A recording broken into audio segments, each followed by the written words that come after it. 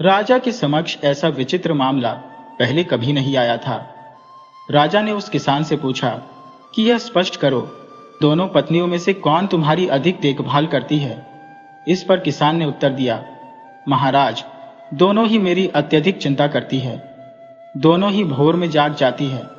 जब एक भोजन तैयार करती है तो दूसरी सब्जी बनाती है।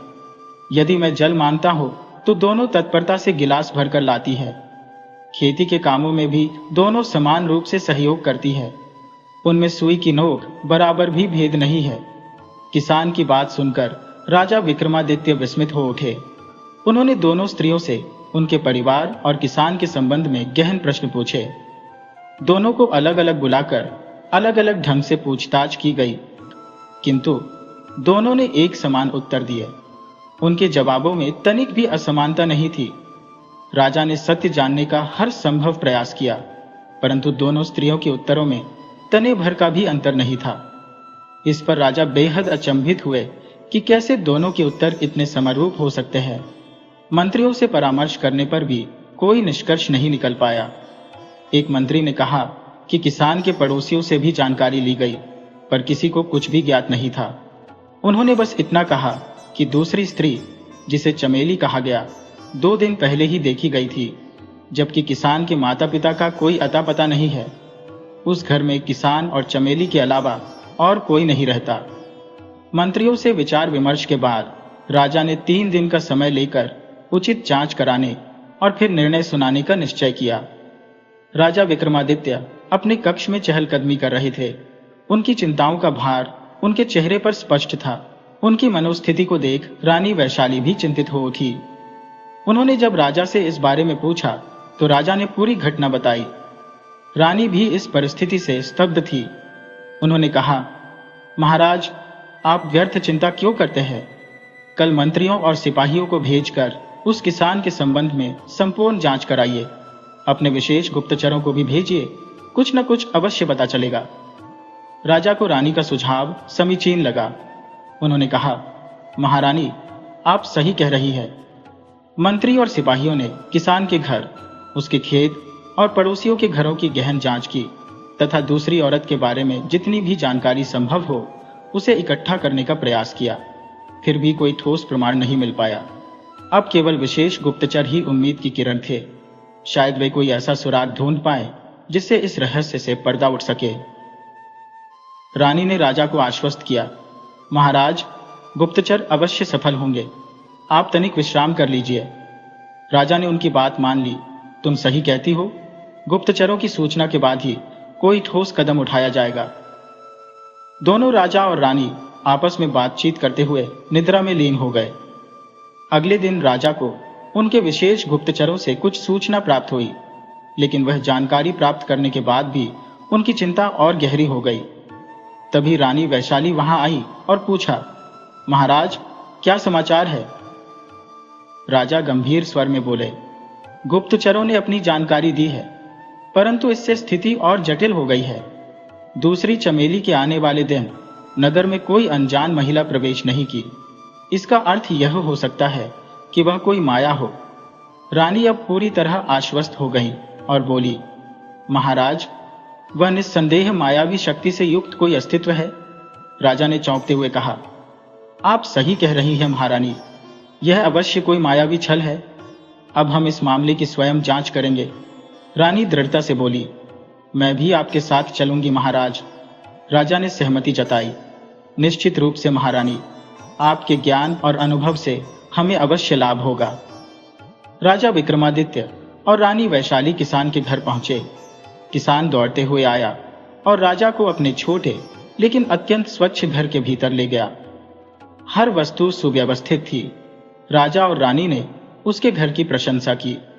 तभी दोनों चमेली, जो हूबहू एक दूसरे की तरह दिखती थी, राजा के जलपान के साथ उपस्थित हो गईं। रानी ने गहरी दृष्टि से दोनों को देखा और उनकी आंखों में अचानक से एक चमक आई। वह मुस्कुराई, जिससे स्पष्ट था कि उन्होंने नकली चमेली को पहचान लिया है। रानी ने किसान से कहा, तुम निश्चिंत रहो, शीघ्र ही तुम्हारी असली पत्नी तुम्हारे साथ होगी। दोनों चमेलियों ने आश्चर्य से रानी की ओर देखा। रानी ने राजा से कहा, पहले हम इस किसान के घर का निरीक्षण करेंगे, फिर उसके खेत चलेंगे। राजा ने सहमति दी। जो तुम्हें उचित लगे वही करेंगे। चलो इसके घर का निरीक्षण करें। घर का गहन निरीक्षण करने के बाद राजा और रानी किसान के विशाल खेत में पहुंचे। चारों ओर ऊंचे ऊंचे वृक्ष लगे थे और बीच में एक विशाल बरगद का पेड़ खड़ा था। राजा ने मुस्कुराते हुए कहा, महारानी, आपके हाव भाव से तो ऐसा प्रतीत होता है कि आपने नकली चमेली को पहचान लिया है, परंतु आपने किसान के समक्ष यह प्रकट क्यों नहीं किया? रानी ने गंभीरता से उत्तर दिया, महाराज, सत्य की विजय अवश्य होगी। मैंने नकली चमेली को पहचान लिया है, लेकिन मैं उसकी माया को उजागर करना चाहती हूँ। यदि मैंने तुरंत उसे पहचान लिया होता तो वह मायावी शक्ति गायब हो जाती और असली चमेली को खतरा हो सकता था। वह शक्ति केवल किसान को प्राप्त करने के लिए आई है और इसे हमें अत्यंत सावधानी से सुलझाना होगा। राजा चिंतित स्वर में बोले, परंतु वह मायावी शक्ति चमेली को समाप्त कर भी तो किसान को प्राप्त कर सकती थी। रानी ने गंभीरता से उत्तर दिया, महाराज, हम यहाँ सत्य का उद्घाटन करने आए हैं, जो हमें यह रहस्य सुलझाना होगा। राजा ने विचार मग्न होते हुए कहा, लेकिन खेत में भला हमें क्या सूचना मिल सकती है? रानी मुस्कुराते हुए बोली, महाराज, आप तो जानते हैं, हमें पक्षियों की बोली समझने का कौशल है। किसान के घर के समीप वाले वृक्ष पर एक चिड़िया दूसरी से कह रही थी कि किसान यह दूसरी आपदा खेत से लाया है। इसी कारण हमें खेत पर आना पड़ा। राजा हंसते हुए बोले, ओह, वैसे भी आपके साथ खेत में भ्रमण करने से हमें भी आनंद आ रहा है। ऐसा लग रहा है जैसे किसी सुंदर उद्यान में टहल रही हो। उनकी इस टिप्पणी पर रानी वैशाली खिलखिलाकर हंस पड़ी, परंतु उनकी नजरें लगातार खेत की सूक्ष्मता से पड़ताल करती रही। थोड़ी देर बाद रानी गंभीर स्वर में बोली, महाराज, इस किसान के खेत के चारों ओर विशाल वृक्ष है, जिन पर अनगिनत पक्षियों का बसेरा है, परंतु इस खेत के मध्य स्थित इस विशाल बरगद पर एक भी पक्षी नहीं है। न कोई घोंसला, न कोई चहचहाहट। राजा ने निरीक्षण किया और कहा, यह तो बड़ा अचंभित करने वाला तथ्य है। यहाँ आने पर मुझे भी एक विचित्र भार महसूस हो रहा है। कहीं इस पेड़ और दूसरी चमेली का कोई संबंध तो नहीं? रानी ने उत्तर दिया, यह मुमकिन है महाराज, लेकिन अभी पक्षी अपने भोजन की खोज में गए हुए हैं। हमें उनके लौटने का इंतजार करना होगा। राजा ने सहमति जताई। ठीक कह रही हो महारानी, हम सांझ ढलते समय भेष बदलकर यहाँ पुनः आएंगे। शाम होते ही राजा विक्रमादित्य और रानी वैशाली शिकारी के वेश में किसान के खेत में पहुंचे। तब तक अधिकांश पक्षी अपने घोंसलों में लौट चुके थे। राजा और रानी पेड़ों के चारों ओर चक्कर काटने लगे, लेकिन एक अजीब सी चुप्पी हर ओर व्याप्त थी। कोई भी पक्षी आपस में वार्तालाप नहीं कर रहा था। रानी ने फुसफुसाते हुए कहा, महाराज, ऐसा लगता है कि हमें अब दूसरी चमेली के बारे में बात करनी होगी। पक्षी कुछ छुपा रहे हैं। जैसे ही उन्होंने दूसरी चमेली का उल्लेख किया, एक तोता मैना से बोला, देखा, ये शिकारी किसान की पत्नी चमेली के बारे में चर्चा कर रहे हैं। मैना उसकी ओर ध्यान से देखती हुई बोली, अरे ये तो हमारे राजा रानी है। ये सच जानने के लिए आए हैं। हमें इन्हें दूसरी चमेली के बारे में बताना चाहिए। तोता संकोच में बोला, अगर हमने कुछ भी बताया तो वह मायावी हमें खत्म कर देगी, और ये दोनों हमारी बोली समझ भी नहीं सकते। मैना दृढ़ता से बोली, नहीं, रानी पक्षियों की भाषा समझने में निपुण है। अगर हमारी बलिदान से किसी का भला होता है तो यह हमारे लिए सम्मान की बात होगी। हमारे राज्य में पशु, पक्षी या मनुष्य, सबका ध्यान राजा रखते हैं। हमें अपने कर्तव्य से पीछे नहीं हटना चाहिए। तोता बोला, तुम्हारी बात सही है। सुनो, वो दूसरी चमेली कोई साधारण मनुष्य नहीं, बल्कि एक चुड़ैल है। वह बरगद के इस प्राचीन वृक्ष पर सदियों से निवास कर रही है। युगों से किसान के वंशों के जीवन को प्रभावित करती रही है। हालांकि उसने कभी किसी को प्रत्यक्ष रूप से नुकसान नहीं पहुंचाया। इस चुड़ैल का असली नाम पूर्वा था, और एक समय में वह वीर नामक व्यक्ति से प्रेम करती थी, लेकिन वीर ने उसके प्यार को अस्वीकार कर दिया और उसकी सहेली मीरा से विवाह कर लिया। इस आघात से टूटकर पूर्वा ने इसी बरगद के पेड़ पर फांसी लगाकर अपनी जान दे दी। मृत्यु के बाद वह एक चुड़ैल बन गई, लेकिन उसका हृदय अब भी नेक था। इस कारण उसने कभी किसी को हानि नहीं पहुंचाई। समय के साथ उसकी शक्तियां इस वृक्ष पर और भी प्रबल हो गई। मैना ने चौंक कर पूछा, अगर पूर्वा इतनी नेक थी तो उसने चमेली का रूप क्यों लिया? तोता बोला, वर्तमान में वीर और मीरा ने किसान और चमेली के रूप में पुनर्जन्म लिया है। पूर्वा को अपनी शक्तियों के कारण इस सच्चाई का पता चल गया था, इसलिए उसने मौका पाते ही चमेली का रूप धारण कर लिया और किसान के घर में प्रवेश किया। चुड़ैल ने चमेली और किसान को 7 दिन का समय दिया है। अगर चमेली इस घर से नहीं जाएगी तो चुड़ैल उसे जान से मार देगी। चुड़ैल की शक्ति इतनी प्रबल है कि चमेली इस सच्चाई को किसी से साझा भी नहीं कर सकती। 7 दिन में से 4 दिन बीत चुके हैं और अब सिर्फ 3 दिन बाकी है। मैना ने पूछा, क्या चुड़ैल को रोकने का कोई उपाय है? तोता गंभीर होकर बोला, चुड़ैल को रोकने का एकमात्र उपाय उसकी मुक्ति है, लेकिन यह रास्ता बेहद कठिन है। उत्तर दिशा में लगभग 100 कोस की दूरी पर एक लाल घाटी में एक गुप्त सरोवर है। उस सरोवर से हंसता फूल और बोलती सुपारी लाकर यदि किसान उसे फूलों की माला से सजाकर चुड़ैल को पहनाए तो वह मुक्त हो जाएगी। मैना ने उत्सुकता से पूछा, हंसता फूल और बोलती सुपारी क्या है? तोता समझाते हुए बोला, हंसता फूल और बोलती सुपारी एक दुर्लभ यक्षिणी और यक्ष की जोड़ी है, जिन्हें एक शाप के कारण इस रूप में रहना पड़ता है। उनकी कहानी जटिल है, जिसे मैं बाद में बताऊंगा, लेकिन अभी किसान की समस्या का समाधान प्राथमिकता है। राजा को शिकारी के वेश में लाल घाटी तक जाना होगा, क्योंकि समय बहुत कम है और रास्ते में कई कठिनाइयां आएंगी। यदि राजा ने यह कार्य नहीं किया तो चमेली की मृत्यु निश्चित है और चुड़ैल उसे अवश्य मार डालेगी। रानी वैशाली ने तोते से मिली सारी जानकारी राजा विक्रमादित्य को बता दी।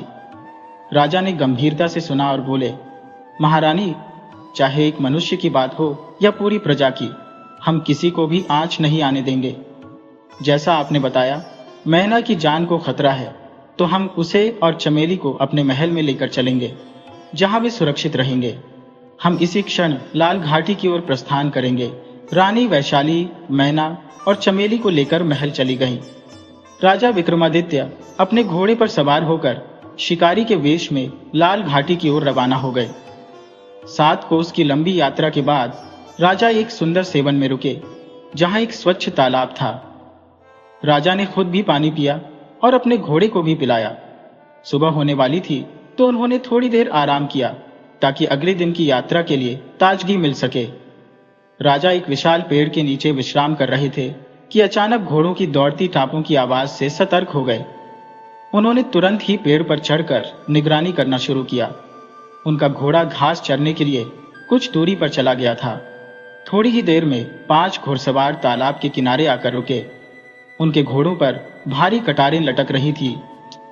सभी घुड़सवार उतरे, तालाब का पानी पिया और सुस्ताने लगे। उनके हाव भाव से साफ झलक रहा था कि वे लुटेरे थे। लुटेरों का सरदार अपने साथियों से बोला, आज हमें इतना बड़ा खजाना मिला है कि अब वर्षों तक लूटपाट की जरूरत नहीं पड़ेगी।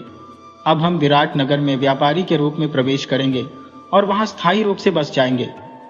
दूसरे लुटेरे ने सहमति में कहा, यह सही है सरदार। राजा विक्रमादित्य पेड़ पर बैठे यह सब देख और सुन रहे थे। उन्होंने सोचा, अभी इन लुटेरों से उलझने की बजाय मैं विराट नगर पहुंचकर इन्हें पकड़वाऊंगा और उचित सजा दिलवाऊंगा। लुटेरों के वहां से जाते ही राजा पेड़ से नीचे उतरे और अपने घोड़े पर सवार होकर आगे बढ़ गए। थोड़ी देर बाद राजा लाल घाटी पहुंच गए। लाल घाटी चारों ओर से छोटी बड़ी पहाड़ियों से घिरी हुई थी, जहां घोड़े के साथ आगे बढ़ना संभव नहीं था। राजा ने अपने घोड़े को घाटी के किनारे छोड़ दिया और पैदल ही आगे बढ़ने लगे। वे धीरे धीरे सावधानी से आगे बढ़ रहे थे, क्योंकि उन्हें ज्ञात था कि यहाँ हर कदम पर खतरे हो सकते हैं। चलते चलते वे एक छोटी पहाड़ी पर पहुंचे, जो हरे भरे पेड़ों से आच्छादित थी। अचानक पेड़ों के बीच कुछ हरकत हुई और राजा को लगा कि वे किसी घात में फंस गए हैं। एक विशाल अजगर ने उन्हें अपनी पकड़ में ले लिया। राजा ने अपनी तलवार तक हाथ पहुंचाने की कोशिश की, लेकिन उनकी बाहें जकड़ी हुई थी। उनके पैर अभी भी स्वतंत्र थे, तो उन्होंने अपने दाएं पैर को पूरी ताकत से पास के एक पेड़ पर मारा। इससे अजगर के साथ वे झटके से नीचे गिर गए और उसकी पकड़ थोड़ी ढीली हो गई। इस मौके का फायदा उठाते हुए राजा ने अपनी तलवार निकाली और अजगर पर तेज वार किया, जिससे वह कई टुकड़ों में कटकर नीचे गिर पड़ा। राजा ने राहत की सांस ली और अपनी यात्रा जारी रखी। अगली पहाड़ी पर पहुंचने पर उन्हें भूख लगाई तो रास्ते में मिले जंगली फलों का सेवन किया, जिससे उन्हें ऊर्जा मिली। थोड़ी देर आगे बढ़ने पर उन्होंने देखा कि एक बहेलिया चिड़ियों को पकड़कर ले जा रहा है। दोनों चिड़िया करुण स्वर में चहक रही थी, जिससे राजा को उन पर दया आ गई। राजा ने बहेलिये से निवेदन किया कि वह चिड़ियों को छोड़ दे। बहेलिये ने रूखे स्वर में उत्तर दिया, तुम स्वयं शिकारी हो और मुझसे यह अपेक्षा कर रहे हो कि मैं अपनी मेहनत से पकड़ी चिड़ियों को तुम्हें मुफ्त में दे दूं? राजा ने कहा, ठीक है, इनका मूल्य बता दो, मैं उसे अदा कर दूंगा। बहेलिया बोला, ये सुनहरी चिड़िया अत्यंत मूल्यवान होती है, तुम उनका दाम चुका सकोगे? राजा ने उत्तर दिया, तुम मूल्य तो बताओ। बहेलिया बोला, 2 नर सुनहरी चिड़ियों की कीमत 10 स्वर्ण मुद्राएं है। राजा विक्रमादित्य ने बिना कोई सवाल किए उसे 10 स्वर्ण मुद्राएं दी और दोनों चिड़ियों को अपने पास ले लिया। बहेलिया मुद्राएं लेकर चला गया। जैसे ही बहेलिया गया, राजा ने उन चिड़ियों को मुक्त कर दिया। आजाद होते ही दोनों चिड़िया इंसानी आवाज में बोली, राजा विक्रमादित्य, तुम शिकारी के वेश में एक नेक कार्य के लिए जा रहे हो। जब भी तुम्हें हमारी जरूरत होगी, हम तुम्हारी सहायता के लिए उपस्थित रहेंगे। इतना कहकर दोनों सुनहरी चिड़िया उड़कर आकाश में विलीन हो गईं। राजा विक्रमादित्य को अत्यंत विस्मय हो रहा था कि वे अपनी यात्रा को कैसे आगे बढ़ा रहे थे, जबकि उनके मस्तिष्क में अभी भी यह गूंज रहा था कि कैसे चिड़िया मानव की तरह संवाद कर रही थी। किंतु उन्होंने उस विचार को एक तरफ रख दिया और अपनी मंजिल की ओर बढ़ने लगे। चलते चलते वे एक तालाब के समीप पहुंचे, जहां अनेक मेंढक क्रीड़ा कर रहे थे। उसी समय झाड़ियों से एक सांप निकला और उसने एक मेंढक को अपने शिकंजे में जकड़ लिया। राजा को यह दृश्य पीड़ादायक लगा, किंतु वे सांप को मारना नहीं चाहते थे। उन्होंने पास के एक पेड़ से एक लकड़ी तोड़ी और उसे सांप की पूंछ पर मारा। सांप तिलमिलाकर झाड़ियों में भाग गया और सभी मेंढकों ने चैन की सांस ली। एक मेंढक राजा के पास आकर मानव की तरह बोला, राजन, आपने हमारी सहायता की, इसके लिए हम अत्यंत आभारी हैं। जब भी आपको हमारी सहायता की आवश्यकता होगी, हमें पुकारिए, हम आपकी सहायता हेतु सदैव तत्पर रहेंगे। राजा यह देखकर चकित रह गए कि एक मेंढक भी मानव की बोली में उनसे संवाद कर रहा था। उन्होंने सोचा, चिड़ियों की तरह यह मेंढक भी मेरी सहायता का प्रस्ताव कर रहा है, किंतु वे किस प्रकार मेरी मदद कर सकते हैं? इस विचार के बीच राजा ने पुनः अपनी यात्रा शुरू की। बहुत देर तक चलने के पश्चात राजा को एक कुटिया दिखाई दी। यह देखकर वे चकित हो गए कि इस निर्जन स्थान पर कोई रह रहा है। कुटिया का द्वार खुला था और भीतर एक साधु अपनी साधना में लीन थे। राजा ने सोचा कि यह साधु महात्मा अवश्य ही हंसता फूल बोलती सुपारी के बारे में कुछ जानते होंगे। यदि इनसे सहायता प्राप्त हो जाए तो मेरा कार्य संपन्न हो सकता है। लेकिन राजा को इस बात का भी भय था कि साधु की साधना भंग करने से उन्हें क्रोध का सामना करना पड़ सकता है। साधुओं के क्रोध से बचने के लिए राजा ने अपने हाथ जोड़कर उनके जागने का धैर्यपूर्वक इंतजार करने का निश्चय किया।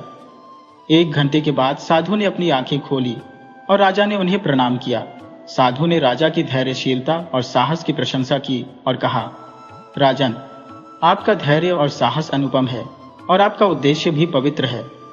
राजा विक्रमादित्य ने उत्तर दिया, महात्मा, आपने मुझे पहचान लिया। अब मुझे विश्वास है कि मैं अपने लक्ष्य में अवश्य सफल होऊंगा। साधु ने मुस्कुराते हुए कहा, राजन, हंसता फूल बोलती सुपारी को प्राप्त करने के लिए न केवल धैर्य और साहस बल्कि नेक दिल होना भी आवश्यक है। यही कारण है कि तुम्हारी परीक्षा ली गई थी। अब केवल तुम्हारी बुद्धि की परीक्षा शेष है।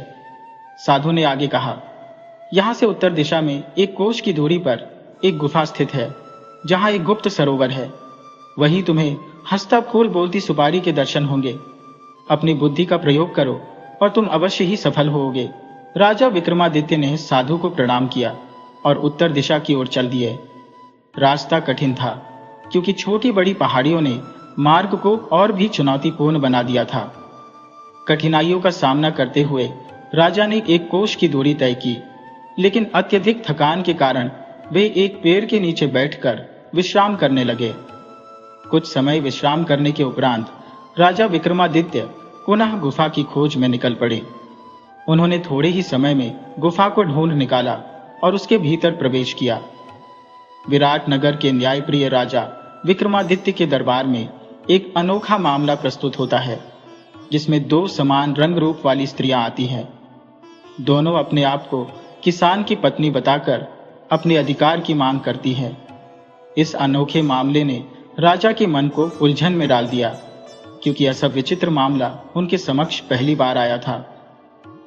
राजा इस घटना को लेकर गहन चिंतन में डूबे थे और इसी विचार में डूबते हुए वे लाल घाटी में जा पहुंचे। अनेकों बाधाओं को पार करते हुए जब राजा गुफा में प्रवेश करते हैं तो उनकी जिज्ञासा और भी बढ़ जाती है। पूरी गुफा में एक अजीब सा प्रकाश फैला हुआ था, जो गुफा के प्रत्येक कोने को स्पष्ट दिखा रहा था। यह गुफा विशाल थी और इसके भीतर कई द्वार थे। मुख्य द्वार को छोड़कर कुल 10 द्वार और थे। राजा के मन में यह विचार आया कि इन कई द्वारों में से एक में गुप्त सरोवर अवश्य होगा, लेकिन इसे कैसे खोजा जाए। थोड़ी देर विचार करने के बाद राजा ने अपनी तलवार से उस द्वार पर एक निशान बना दिया, जिससे वे गुफा के भीतर प्रवेश किए थे। फिर राजा ने पहले द्वार में प्रवेश किया। रास्ता लाल रंग की ईंटों से बना हुआ था, लेकिन थोड़ी देर चलने के बाद राजा उसी स्थान पर लौट आए जहां से उन्होंने प्रारंभ किया था। अब राजा को समझ में आ गया था कि यह द्वार एक भूल भुलैया की तरह है, जो अंततः उन्हें उसी स्थान पर ला छोड़ेगी। राजा ने विचार किया कि सभी द्वारों को परखने में बहुत समय नष्ट हो जाएगा और गुप्त सरोवर तक पहुंचने का कोई उपाय निकालना आवश्यक है। उन्हें साधु बाबा की दी गई सलाह याद आई, बुद्धि का प्रयोग करो। अब राजा को बुद्धिमानी से गुप्त सरोवर का पता लगाना था। राजा ने पूरी गुफा का बारीकी से निरीक्षण किया। प्रत्येक द्वार की संरचना एक समान थी। हर द्वार के पास कुछ पत्थर पड़े हुए थे। राजा ने देखा कि हर द्वार के पास लाल रंग का एक विशेष पत्थर भी था। अब उन्हें इस रहस्य की समझ आने लगी थी कि लाल पत्थरों का उपयोग कैसे करना है। राजा ने एक लाल पत्थर उठाया और उसे एक द्वार के भीतर फेंक दिया। जैसे ही पत्थर गिरा, एक बड़ा विस्फोट हुआ। राजा ने द्वार के पास जाकर देखा, वहां एक गहरा गड्ढा बन गया था और वह रास्ता पूरी तरह से बंद हो गया था। राजा ने 3 और द्वारों के भीतर लाल पत्थर फेंके और हर बार वैसा ही विस्फोट हुआ। अब मात्र एक द्वार शेष था और एक लाल पत्थर बचा था। राजा ने ईश्वर का नाम लेकर अंतिम द्वार में वह पत्थर फेंका। अंतिम द्वार में जबरदस्त विस्फोट हुआ। राजा ने जब वहां जाकर देखा तो आश्चर्यचकित रह गए। उस द्वार के भीतर एक अद्भुत जलाशय था, जो फूलों से भरा हुआ था। उन फूलों की सुंदरता अद्वितीय थी। राजा ने जीवन में इतने मनमोहक फूल पहले कभी नहीं देखे थे। जलाशय के मध्य से पानी की एक पतली धारा गुफा की छत से टपककर नीचे प्रवाहित हो रही थी। जलाशय के चारों ओर एक संकरी पगडंडी बनी हुई थी, जो सुंदरता में लिपटी थी। गुफा की दीवारें एकदम चिकनी थी, जिन पर रंग बिरंगे फूलों और आकर्षक नर नारियों के चित्र उकेरे गए थे। वहां का वातावरण अजीब से ठंडे और सुखदायक प्रकाश से भरा था, जिसका कोई स्पष्ट स्रोत नहीं दिखता था। विक्रमादित्य को अब कोई शंका नहीं रह गई थी। वह गुप्त सरोवर को खोजने में सफल हो चुके थे, लेकिन उनके मन में अब यह विचार कौंध रहा था कि क्या हंसती फूल बोलती सुपारी तक पहुंचने में कोई बाधा खड़ी होगी। राजा ने सरोवर की ओर सावधानी पूर्वक कदम बढ़ाए, मगर जैसे ही वे निकट पहुंचे, वहां एक विशाल आकृति उभरने लगी। उसकी ऊंचाई 9 फीट से भी अधिक थी। धीरे धीरे वह आकृति स्पष्ट होती गई और एक देवता रूप में बदल गई। राजा ने उस आकृति को प्रणाम किया और विनम्रता पूर्वक अपना परिचय देने की अनुमति मांगी। वह आकृति बोली, मेरा नाम वंदनवार है। मैं एक यक्ष हूँ और इस गुप्त सरोवर का रक्षक हूँ। मेरी अनुमति के बिना यहाँ से हंसती फूल बोलती सुपारी को कोई नहीं ले जा सकता। वीर राजा, तुम अपना परिचय दो। राजा विक्रमादित्य ने कहा, मैं विराट नगर का राजा विक्रमादित्य हूँ। मैं अपने राज्य के एक किसान की मदद के लिए हंसती फूल बोलती सुपारी लेने आया हूँ। राजा ने यक्ष को पूरी घटना सुनाई और उनसे मदद करने का निवेदन किया।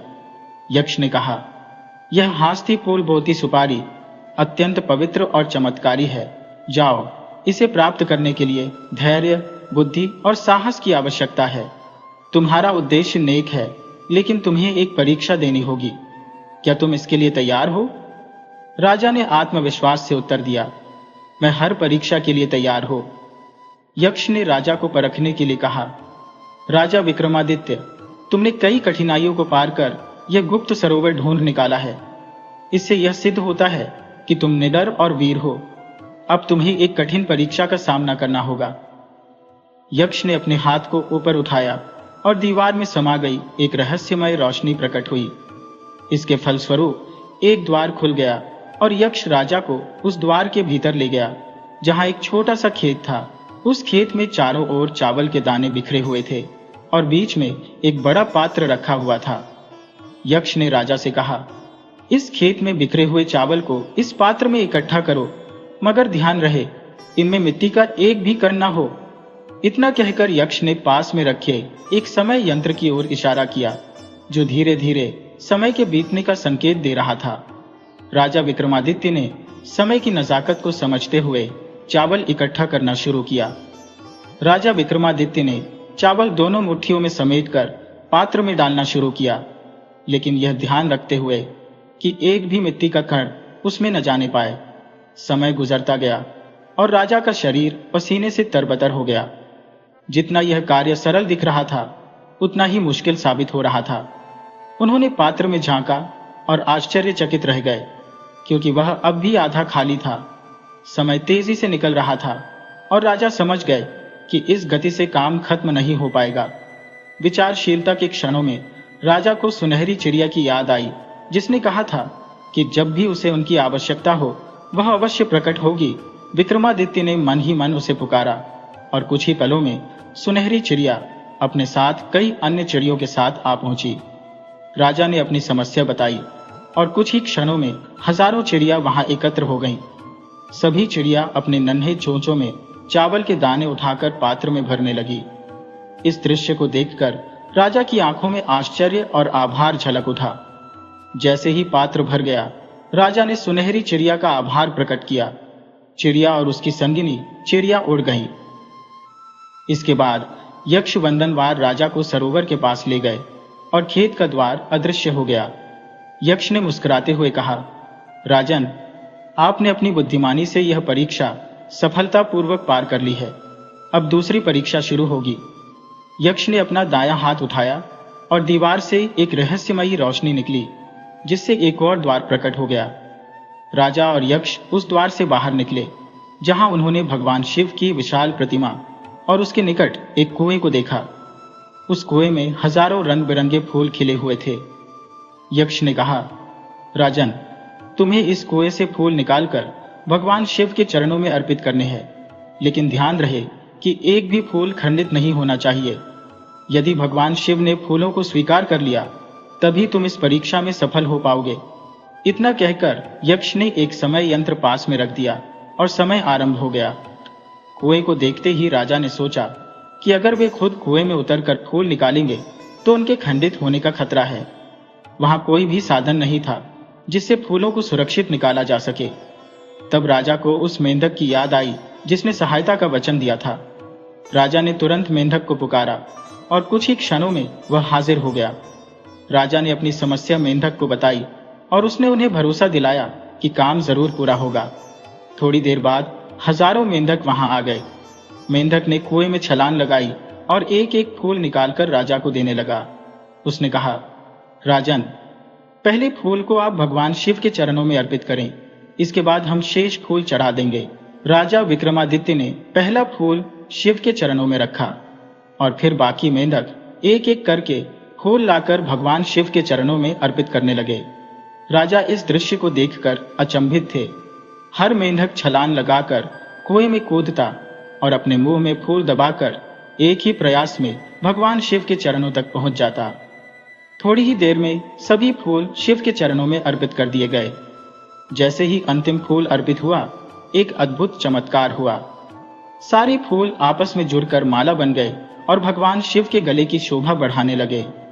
इस अद्भुत दृश्य को देखकर राजा विक्रमादित्य ने सिर झुकाकर भगवान शिव को प्रणाम किया।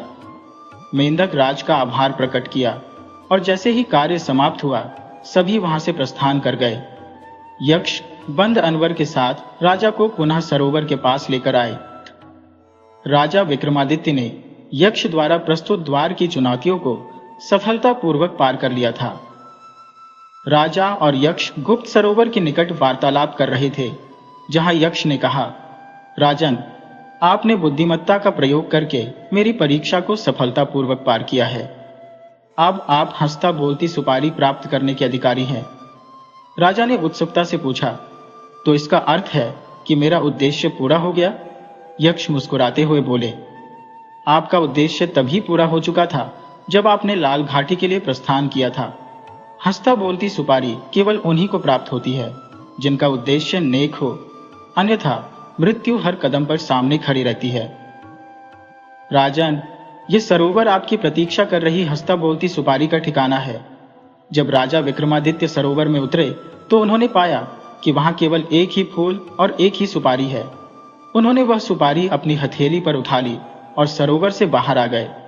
जैसे ही वे बाहर आए, वह गुफा जो वहां बनी हुई थी अचानक अदृश्य हो गई और राजा ने खुद को एक पहाड़ी के ऊपर पाया।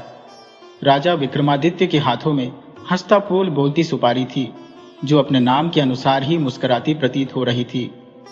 राजा को लाल घाटी से बाहर निकलने का मार्ग खोजने में कठिनाई हो रही थी। तभी उनकी हथेली पर हल्की सरसराहट हुई और उन्होंने एक आवाज सुनी। आवाज बोल रही थी, अरे राजा, तुम किसे ढूंढ रहे हो? मैं बोलती सुपारी हूं। राजा आश्चर्यचकित हो उठे, क्योंकि सुपारी वास्तव में उनके हाथ में बोल रही थी। सुपारी ने कहा, राजन, यदि तुम मुझे अपने वस्त्रों में धारण कर लो और महादेव को स्मरण करो तो तुम लाल घाटी से बाहर निकल सकोगे। राजा विक्रमादित्य ने सुपारी को अपने वस्त्र में रखा और महादेव का ध्यान किया। कुछ क्षण बाद उन्होंने अपनी आंखें खोली और खुद को अपने घोड़े के निकट पाया। वे लाल घाटी से सुरक्षित बाहर आ चुके थे। अगले दिन राजा विक्रमादित्य के दरबार में किसान और उसकी 2 पत्नियां, जिनमें से एक असली चमेली थी, उपस्थित हुए। नगर के नागरिक भी सच्चाई जानने के लिए वहां एकत्र थे। दरबार खचाखच भरा हुआ था। राजा ने किसान से कहा, आज रानी वैशाली निर्णय करेंगी कि तुम्हारी असली पत्नी कौन है। रानी ने दोनों स्त्रियों को बारीकी से देखा और किसान से कहा, यह दाईं ओर खड़ी स्त्री ही तुम्हारी असली पत्नी है। तुम इसे फूलों की माला पहना सकते हो। मंत्री ने फूलों की माला किसान को दी, जो उसी माला में हंसता फूल बोलती सुपारी लगी हुई थी। किसान ने आदेशानुसार अपनी असली पत्नी को माला पहनाई। माला पहनते ही दूसरी स्त्री धुआं बनकर विलीन हो गई। रानी ने कहा, जो धुएं में गायब हो गई वह चुड़ैल थी। अब तुम्हें कोई परेशानी नहीं होगी। यह जो स्त्री यहाँ खड़ी है वही तुम्हारी असली पत्नी है। जाओ और खुशी खुशी जीवन बिताओ। इसके बाद मंत्री ने दरबार में चुड़ैल की पूरी कथा सुनाई। राजा और रानी की जय जयकार से पूरा दरबार गूंज उठा। राजा और रानी अपने विश्राम कक्ष में आराम कर रहे थे। उनके साथ निफ्की तोता और महीना भी पिंजरे में थे। राजा ने रानी से पूछा, आपने अभी तक नहीं बताया कि आपने चुड़ैल को कैसे पहचाना। जब रानी ने गहरे स्वर में कहा, हमने उस किसान के घर के द्वारे पर विशेष ध्यान दिया था। दोनों चमेलियों का अध्ययन किया। एक चमेली के माथे पर पसीने की बूंदें थी, जबकि दूसरी के चेहरे पर एक सुकून भरी अजीब सी ठंडक थी, मानो उसमें कोई जीवन ना हो। सबसे विचित्र बात यह थी कि उसकी पलकों में कोई हरकत नहीं थी। यहीं से हमें आभास हुआ कि दूसरी चमेली महज एक मायावी परछाई थी। यह सुनते ही राजा विक्रमादित्य गंभीर हो गए। तोता और मैना, जो रानी वैशाली की कुशाग्रता से प्रभावित थे, बोल पड़े, आपकी बुद्धिमत्ता प्रशंसनीय है। हमें आभारी है कि आपके विवेक से हम न्याय कर पाए हैं। रानी ने उत्तर दिया, तुम्हारी मदद भी कम नहीं थी, इसलिए अब हम तुम्हें मुक्त करते हैं। तोता कुछ और कहते हुए बोला, हमारे इस उपकार का प्रतिदान भी अनमोल है, लेकिन महारानी, एक आखिरी रहस्य आपके कानों में डालना आवश्यक है। रानी और राजा दोनों ने एक स्वर में पूछा, कौन सा रहस्य? तोता ने गंभीरता से कहा, सुनिए, हंसता फूल बोलती सुपारी कोई साधारण शक्ति नहीं है। यह एक यक्षिणी और यक्ष का श्रापित रूप था, जिन्हें अपने कृत्यों के कारण यह स्वरूप मिला। उन्हें शाप दिया गया था कि वे 100 वर्षों तक एक पत्थर के रूप में एक गुप्त सरोवर में सोए रहेंगे। लेकिन उनके पश्चाताप और माफी मांगने पर उन्हें यह हंसता फूल बोलती सुपारी का रूप मिला। जो भी इनके पास रहता वह जीवन भर जवान और निरोगी बना रहता और उसे पराजित करना लगभग असंभव हो जाता। रानी वैशाली के चेहरे पर हल्की चिंता उभरी। तो इसका मतलब है कि हंसता फूल बोलती सुपारी एक बार फिर सक्रिय होगी और एक विशेष स्थान पर पहुंचेगी। तुम यह स्थान जानते हो? तोते ने उत्तर दिया। जी हाँ महारानी, हंसता फूल बोलती सुपारी वर्तमान में काली घाटी के गुप्त सरोवर में है, जो लाल घाटी से 100 कोस दूर है। लेकिन इसे प्राप्त करना अत्यंत कठिन है, मानो मृत्यु के दरवाजे पर दस्तक देना हो। रानी ने इस जानकारी के लिए तोता और मैना का धन्यवाद किया और उन्हें आजाद कर दिया। जैसे ही पिंजरा खुला, दोनों पक्षी स्वतंत्र आकाश में उड़ गए। रानी ने राजा की ओर मुड़कर कहा, आपने सुना? जिसके पास हंसता फूल बोलती सुपारी होगी वह सदा निरोगी और अजेय रहेगा। राजा ने सहमति में सिर हिलाया। हाँ महारानी, इस सुपारी की शक्तियां अद्वितीय है। रानी मुस्कुराई और बोली, तो हम इस हंसता फूल बोलती सुपारी को तोहफे में प्राप्त करना चाहते हैं। आपको बहुत समय से हमें कोई उपहार नहीं दिया है। राजा विक्रमादित्य ने हंसते हुए कहा, महारानी, हंसता फूल बोलती सुपारी प्राप्त करना बच्चों का खेल नहीं है और आपको इसकी आवश्यकता नहीं है। आप स्वयं ही सर्वश्रेष्ठ सुंदरता की मूर्ति हैं। रानी थोड़ी गंभीर होते हुए बोली, आपने अपनी जान जोखिम में डालकर एक किसान और उसकी पत्नी के लिए हंसता फूल बोलती सुपारी ला सकते हैं, पर अपनी महारानी के लिए नहीं। राजा ने उन्हें शांत करने का प्रयास किया। महारानी, ऐसा नहीं है। लेकिन रानी ने ठान लिया और क्रोधित होते हुए बोली, ठीक है, हम तब तक अपने कक्ष से बाहर नहीं आएंगे जब तक कि हंसता फूल बोलती सुपारी हमारे हाथ में न हो। यह कहकर रानी पैर पटकते हुए अपने कक्ष में चली गई और राजा विक्रमादित्य स्तब्ध खड़े रानी को जाते हुए देखते रह गए। दोस्तों, अगर आपको हमारी कहानी पसंद आई हो तो कृपया हमारे चैनल को लाइक करें, सब्सक्राइब करें और शेयर करें। रानी वैशाली के चेहरे पर हल्की चिंता उभरी। तो इसका मतलब है कि हंसता फूल बोलती सुपारी एक बार फिर सक्रिय होगी और एक विशेष स्थान पर पहुंचेगी। तुम यह स्थान जानते हो? तोते ने उत्तर दिया। जी हाँ महारानी, हंसता फूल बोलती सुपारी वर्तमान में काली घाटी के गुप्त सरोवर में है, जो लाल घाटी से 100 कोस दूर है। लेकिन इसे प्राप्त करना अत्यंत कठिन है, मानो मृत्यु के दरवाजे पर दस्तक देना हो। रानी ने इस जानकारी के लिए तोता और मैना का धन्यवाद किया और उन्हें आजाद कर दिया। जैसे ही पिंजरा खुला, दोनों पक्षी स्वतंत्र आकाश में उड़ गए। रानी ने राजा की ओर मुड़कर कहा, आपने सुना? जिसके पास हंसता फूल बोलती सुपारी होगी वह सदा निरोगी और अजेय रहेगा। राजा ने सहमति में सिर हिलाया। हाँ महारानी, इस सुपारी की शक्तियां अद्वितीय है। रानी मुस्कुराई और बोली, तो हम इस हंसता फूल बोलती सुपारी को तोहफे में प्राप्त करना चाहते हैं। आपको बहुत समय से हमें कोई उपहार नहीं दिया है। राजा विक्रमादित्य ने हंसते हुए कहा, महारानी, हंसता फूल बोलती सुपारी प्राप्त करना बच्चों का खेल नहीं है और आपको इसकी आवश्यकता नहीं है। आप स्वयं ही सर्वश्रेष्ठ सुंदरता की मूर्ति है। रानी थोड़ी गंभीर होते हुए बोली, आपने अपनी जान जोखिम में डालकर एक किसान और उसकी पत्नी के लिए हंसता फूल बोलती सुपारी ला सकते हैं, पर अपनी महारानी के लिए नहीं। राजा ने उन्हें शांत करने का प्रयास किया। महारानी, ऐसा नहीं है। लेकिन रानी ने ठान लिया और क्रोधित होते हुए बोली, ठीक है, हम तब तक अपने कक्ष से बाहर नहीं आएंगे जब तक कि हंसता फूल बोलती सुपारी हमारे हाथ में न हो। यह कहकर रानी पैर पटकते हुए अपने कक्ष में चली गई और राजा विक्रमादित्य स्तब्ध खड़े रानी को जाते हुए देखते रह गए। दोस्तों, अगर आपको हमारी कहानी पसंद आई हो तो कृपया हमारे चैनल को लाइक करें, सब्सक्राइब करें और शेयर करें।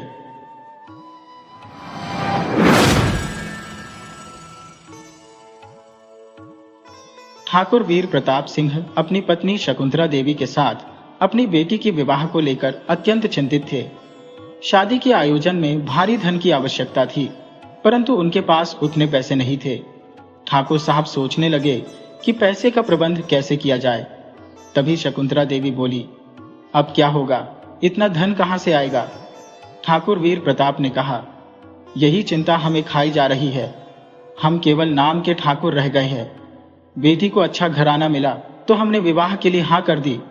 अब अगर ठाकुर के मान सम्मान के अनुसार विवाह नहीं हुआ तो हम किसी को मुंह दिखाने के लायक नहीं रहेंगे। इतना कहकर ठाकुर शांत हो गए। तभी शकुंतला देवी ने एक उपाय सुझाया। उन्होंने कहा, एक काम हो सकता है ठाकुर साहब। ठाकुर ने पूछा, वह क्या? शकुंतला बोली, अगर अपने गांव की जमीन बेच दी जाए तो पैसे का इंतजाम हो सकता है। ठाकुर आश्चर्यचकित होकर बोले, अरे हाँ, मैं तो इसे भूल ही गया था, पर यह कैसे संभव होगा? वह जमीन तो कई वर्षों से पंडित विश्वंभर नाथ सिंह के देखरेख में है। शकुंतला ने उत्तर दिया, तो क्या हुआ? आपने उस जमीन से फसल पैदा करने के लिए भी तो दी है। उसके मालिक आज भी हम ही हैं। वे लोग वहां सिर्फ फसल उगाएंगे, जमीन तो हमारे ही रहेगी। ठाकुर ने कहा, तुम सही कह रही हो। तुम मेरा सामान तैयार कर दो, मैं आज ही जाकर उस जमीन का सौदा कराता हूं। शकुंतला बोली, ईश्वर ने चाहा तो सब ठीक हो जाएगा। उसी शाम को ठाकुर वीर प्रताप सिंह ट्रेन में अपने गांव के लिए रवाना हो गए। अगले दिन सुबह जैसे ही ठाकुर पंडित विश्वंभर नाथ के दरवाजे पर पहुंचे, पंडित जी जो बाहर बैठे थे उन्हें आश्चर्य से देखकर बोले, अरे ठाकुर साहब, आप यहां? ठाकुर ने पंडित जी को अपने आने का कारण बताया, जिससे पंडित जी के तीनों बेटे जो पास में खड़े थे हैरान रह गए। पंडित जी चकित होकर बोले, क्या आप ये कह रही हैं? ठाकुर ने कहा, पंडित जी, ये मेरी मजबूरी है, इसे समझिए। पंडित जी ने कहा, नहीं नहीं, भले ही यह जमीन तुम्हारी हो, लेकिन हमने इसे अपने खून पसीने से सींचा है। ये जमीन नहीं बिकेगी। अचानक पंडित जी का बड़ा बेटा कृष्ण गुस्से में बोला, ठाकुर साहब, क्या आप सच में जमीन बेचने का इरादा लेकर आए हैं? यह सुनकर ठाकुर साहब का स्वर भी सख्त हो गया। उन्होंने कहा, यह मत भूलो किशन, ये जमीन आज भी मेरी है। ठाकुर साहब की बातें सुनकर किशन थोड़ी नर्वस हो गया। वह सोचने लगा, अगर यह जमीन बिक गई तो हम क्या करेंगे? हमें गांव छोड़कर कहां जाना होगा? लेकिन ठाकुर साहब पर इन बातों का कोई असर नहीं हुआ और उन्होंने कहा, कुछ भी हो, यह जमीन तो मेरी है और मैं इसका सौदा करके जल्दी ही यहां से चला जाऊंगा। एक गंभीर स्वर में उन्होंने कहा, तो फिर ठीक है ठाकुर साहब, अगर आपका अंतिम फैसला यही है तो हम बीच में पड़ने वाले कौन होते हैं? ठाकुर साहब ने कहा, कल सुबह तक आप अपना इंतजाम कर लेना। पंडित विश्वनाथ ने जबरदस्त प्रतिरोध करना चाहा, लेकिन कृष्ण की आंखों के संकेत देखकर वह चुप हो गए। किशन ने कहा, आपको इंतजाम तो कल सुबह तक करना होगा ठाकुर साहब। फिर सभी वहां से चले गए। ठाकुर साहब के जाने के बाद पंडित विश्वनाथ और कृष्ण गुस्से में थे। पंडित जी बोले, कृष्ण, तुमने क्या किया? मूर्ख, अगले माह मेरे मंझली बेटे का विवाह कैसे होगा अगर हमने इस जमीन को छोड़ दिया? पंडित जी ने कहा, हम इस जमीन को नहीं छोड़ सकते। किशन चुपचाप पंडित जी की बातों को सुन रहा था। जैसे ही पंडित जी ने अपनी बात खत्म की, तभी उनका मंझला बेटा, जो पंडित जी का सबसे छोटा बेटा मंगल था, बोल उठा, किशन भैया का तो दिमाग गड़बड़ हो गया है। किशन चुप्पी तोड़ते हुए कहने लगा, मैंने जो कहा है सोच समझकर कहा है। पंडित जी और उनके दोनों बेटे हैरान होकर उसकी ओर देखते हुए बोले, तुम्हारा मतलब क्या है? फिर किशन ने उन्हें पास बुलाकर अपनी योजना समझाई। उसकी बातें सुनकर सबके मुंह खुले रह गए और आंखें फटी की फटी रह गईं, क्योंकि ठाकुर साहब भी पंडित जी के घर में ठहरे हुए थे। आधी रात का समय हो चुका था और अचानक ठाकुर साहब की नींद खुल गई। ठाकुर साहब घबराते हुए बोले, तुम लोग? पंडित जी और उनके तीनों बेटे ठाकुर को मारने के इरादे से आए थे। बिशन, जो पंडित जी का बड़ा बेटा था, ठाकुर के ऊपर से चादर हटाते हुए बोला, तो तुझे जमीन के सौदे का बड़ा शौक है? इसके बाद किशन ने ठाकुर को फिर से चादर से ढकते हुए कहा, अब ऊपर जाकर करना जमीन का सौदा ठाकुर साहब। फिर पंडित जी का बेटा मिशन ठाकुर के सिर पर जोर से लाठी मारा। प्रहार से ठाकुर वहीं ढेर हो गया। इसके बाद मिशन मंगल की ओर देखते हुए बोला, जो फरसा लिया था वो कहाँ है? जल्दी कर मंगल। मंगल की आंखों में एक अजीब सी चमक आई और उसने ठंडे हुए ठाकुर के शरीर को टुकड़ों में बांट दिया। पहले दायां हाथ, फिर बायां हाथ, फिर दोनों पैर, और अंत में उसने बहुत ही बेरहमी से ठाकुर की गर्दन धड़ से अलग कर दी। जब मंगल के हाथ रुके तब ठाकुर की लाश 6 टुकड़ों में बंट चुकी थी। पंडित विश्वनाथ, जो यह सब देख रहा था, पागलपन में बोला, अब देखता हूं कैसे बेचता है ये जमीन। वह फिर मिशन की ओर मुड़ा और पूछा, अब इस लाश का क्या करेंगे? मिशन ने भी पूछा, किशन भैया अब क्या करें? पंडित विश्वनाथ ने कहा, इसे उसी जमीन में गाड़ दो जिसे बेचने के लिए ये आया था। किशन ने हामी भरी, हाँ यही ठीक रहेगा। फिर पंडित जी और उनके चारों बेटों ने मिलकर ठाकुर के टुकड़ों को एक चादर में लपेटा और खेत की ओर चल दिए। पंडित जी ने खेत की ओर इशारा करते हुए कहा, यहां गड्ढा खोद कर इसे दफना दो। चारों ने जल्दी जल्दी गड्ढा खोदा और लाश को उसमें डाल दिया। फिर पंडित जी बोले, जल्दी करो, सुबह होने वाली है, गड्ढे को मिट्टी से ढक दो। मंगल ने पूछा, क्या इस फरसे को भी गड्ढे में डाल दूं? मंगल ने पूछा, क्या इस फरसे को भी गड्ढे में डाल दूं? काम खत्म होने के बाद पंडित जी ने संतोष की सांस ली और बोले, अब कोई नहीं जान सकेगा कि यहां ठाकुर की लाश दफन है। इसी बीच शहर में शकुंतला देवी बेचैन हो रही थी। उन्होंने अपनी बेटी से कहा, आज 5 दिन हो गए तेरे पिताजी को गांव की जमीन का सौदा करने गए, लेकिन अब तक कोई खबर नहीं आई। सोनम, जो ठाकुर जी की बेटी थी, बोली, माँ पिताजी तो 2 दिन बाद लौटने के लिए कहकर गए थे। शकुंतला परेशान होकर बोली, यही तो मेरी चिंता बढ़ रही है। 2 दिन के लिए गए थे और 5 दिन हो गए हैं। वो कुछ सोचते हुए बोली, सोनम तुम अपने चाचा के पास जाओ और उनसे पिताजी का पता लगाने को कहो। सोनम घबराते हुए बोली, चाचा के पास? लेकिन माँ। शकुंतला ने उसे समझाते हुए कहा, डरने की जरूरत नहीं, वे तंत्र विद्या के माहिर है, पर हम सबको बहुत चाहते हैं। इस वक्त वही हमारी मदद कर सकते हैं। सोनम का डर थोड़ा कम हुआ और उसने कहा, ठीक है माँ, मैं जाती हूं। फिर वह एक रिक्शे पर सवार होकर अपने चाचा से मिलने के लिए निकल पड़ी। रास्ते में सोनम के मन में विचार उठ रहे थे, न जाने क्यों मैं हमेशा चाचा जी को देखकर डर जाती हूँ, जबकि वो हमें बहुत प्यार करते हैं। कब्रिस्तान के पास पहुंचकर सोनम ने रिक्शा रुकवाया, क्योंकि वहां एक पुरानी हवेली थी।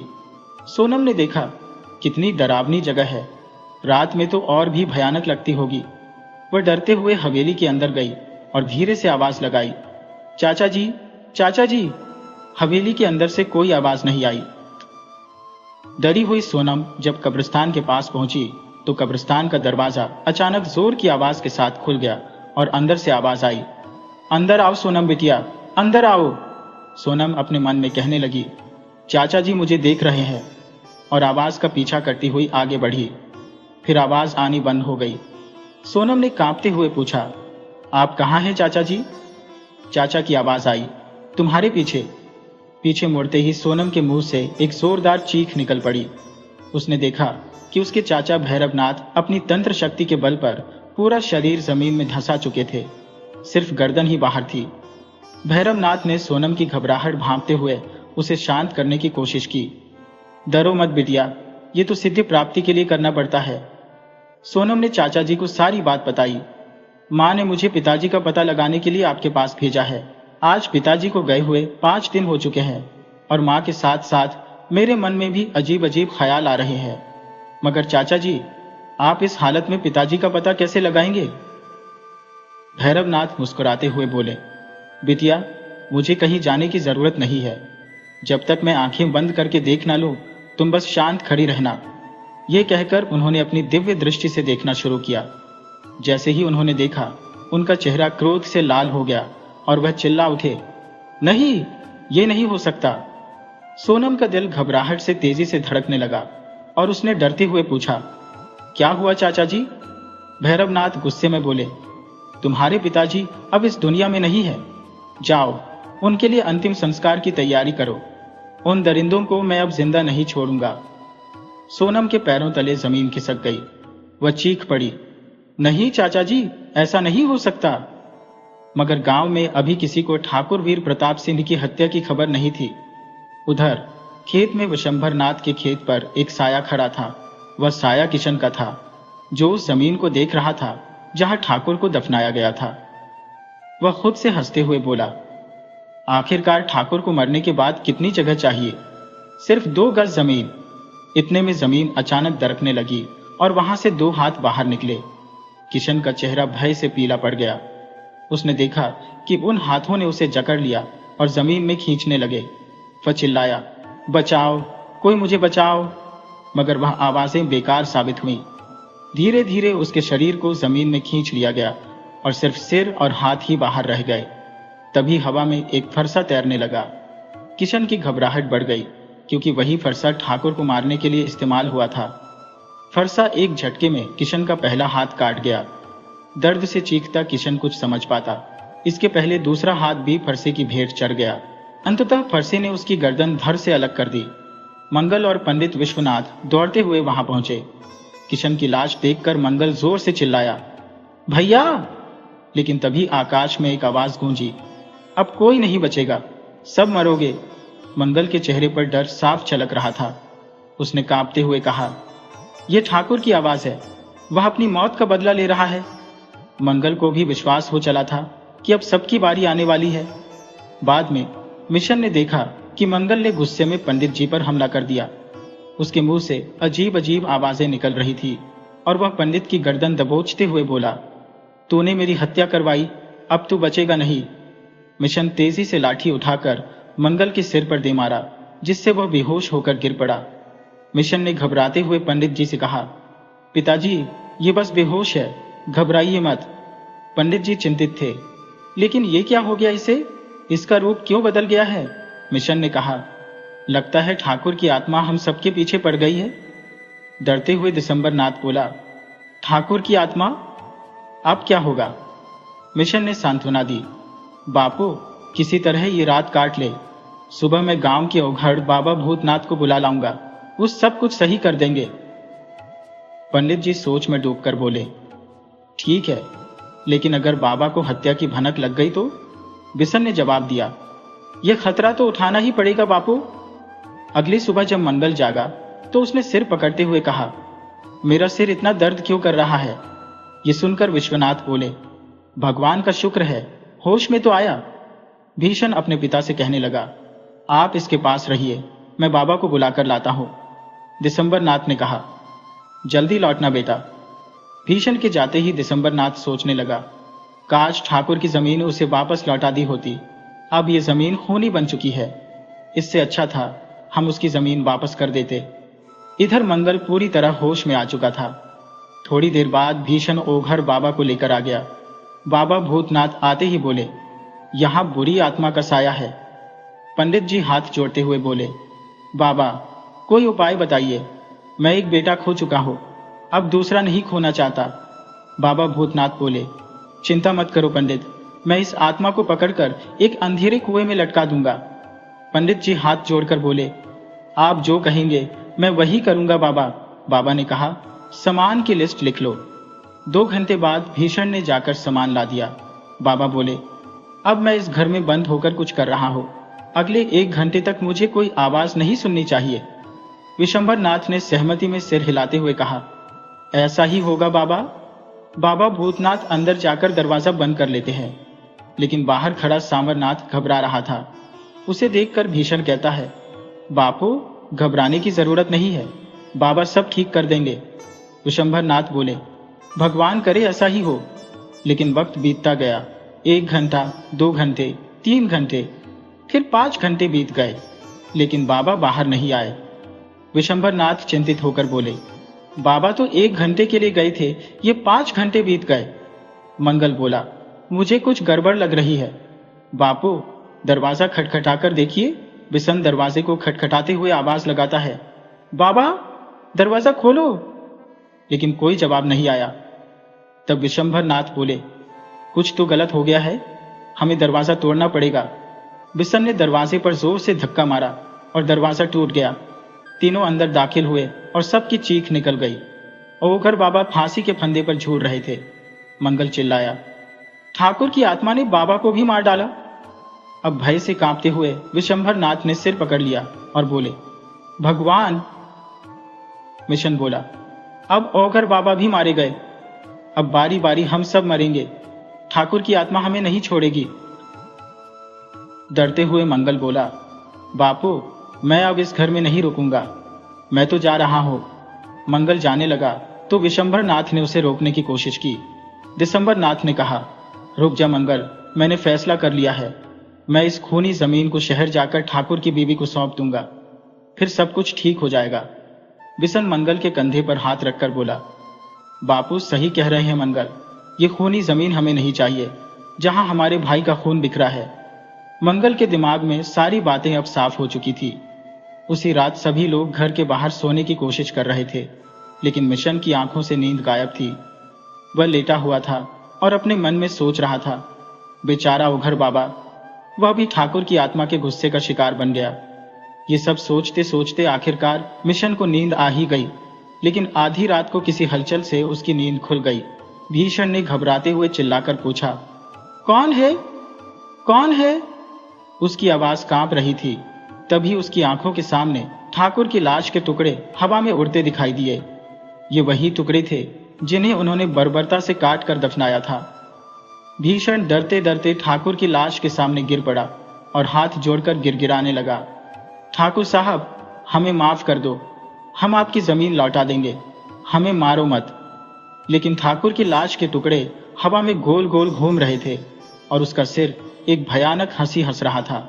तभी भीषण को अचानक किसी ने झिंझोड़ा। वह चौंक कर उठा तो देखा कि मंगल वहां खड़ा था और डरा हुआ बोला, बापू, मैंने ठाकुर की लाश देखी। वह 6 टुकड़ों में कटी हुई थी। दिसंबर नाथ ने गुस्से में कहा, तू पागल हो गया है क्या? ये देख, तू किसके पैरों में गिरा है? भीषण ने चौंक कर देखा तो वहां एक सूखी घास का पुतला खड़ा था, जो शायद खेत में पक्षियों को भगाने के लिए रखा गया था। शर्मिंदा होते हुए भीषण ने कहा, लेकिन मैंने साफ साफ ठाकुर की लाश देखी थी बापू, ये पुतला तब यहां नहीं था। दिसंबर नाथ ने उसे दिलासा देते हुए कहा, घबराने की जरूरत नहीं है, कल हम ये जमीन ठाकुराइन को सौंप देंगे, तब सब कुछ ठीक हो जाएगा। लेकिन किस्मत को कुछ और ही मंजूर था। मिशन गुस्से से भरकर हाथ में कुल्हाड़ी उठाते हुए बोला, बापू, अगर अब फिर से वह लाश दिखी तो मैं उसे इतने टुकड़ों में काट दूंगा कि वह कभी वापस खड़ी नहीं हो सकेगी। गुस्से में भरा हुआ भीषण कुल्हाड़ी लेकर अपने कमरे में चला गया। वह सोच रहा था, अगर ठाकुर की लाश फिर से सामने आई तो मैं उसे टुकड़े टुकड़े कर दूंगा। इस विचार के साथ उसकी आंख लग गई। कुछ समय बाद उसकी नींद फिर से खुली। उसने देखा कि उसके दरवाजे के पास एक परछाई खड़ी थी। घबराकर भीषण ने पूछा, कौन है? बिना कुछ सोचे समझे उसने कुल्हाड़ी उठाई और गुस्से में परछाई की ओर लपका। अब तुम मेरे हाथों से नहीं बचोगे ठाकुर, ये चिल्लाते हुए भीषण ने बिना देखे ही परछाई पर कुल्हाड़ी से अनगिनत वार कर दिए। वह इतने जोश में आ गया था कि उसने यह भी नहीं देखा कि वह परछाई किसकी थी। तभी पंडित विश्वनाथ घबराते हुए अंदर आए और सामने का दृश्य देखकर उनके पांव कांप गए। पंडित जी बदहवास होकर बोले, अरे भीषण, तूने ये क्या कर डाला?